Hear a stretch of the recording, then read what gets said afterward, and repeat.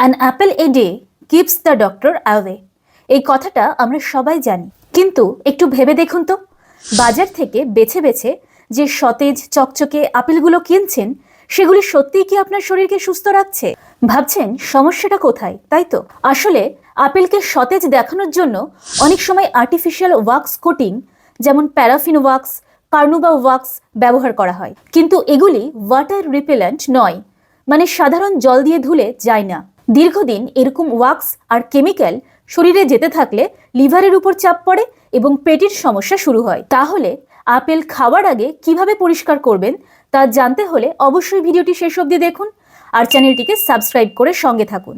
একটি পাত্রে ঠান্ডা জল নিন, তারপরে 1 থেকে 2 চামচ খাবার লবণ জলের মধ্যে মেশান। এই জলে আপেলগুলিকে 10 মিনিটের জন্য ভিজিয়ে রাখুন। এইভাবে নুন জলে ভিজিয়ে রাখলে আপেলের উপরে থাকা ওয়াক্স আর কেমিক্যাল পুরোপুরি উঠে যায়। অথবা একটি পাত্রে 1 ভাগ ভিনিগার নিন আর তাতে 3 ভাগ জল মেশান। তারপর সেই জলে আপেলগুলিকে 5 মিনিটের জন্য ভিজিয়ে রেখে দিন।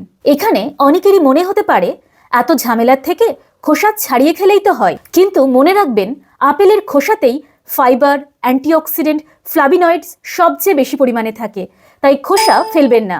ভিডিওটি ভালো লাগলে অবশ্যই লাইক করবেন আর শেয়ার করে বাকিদেরও জানিয়ে দেবেন।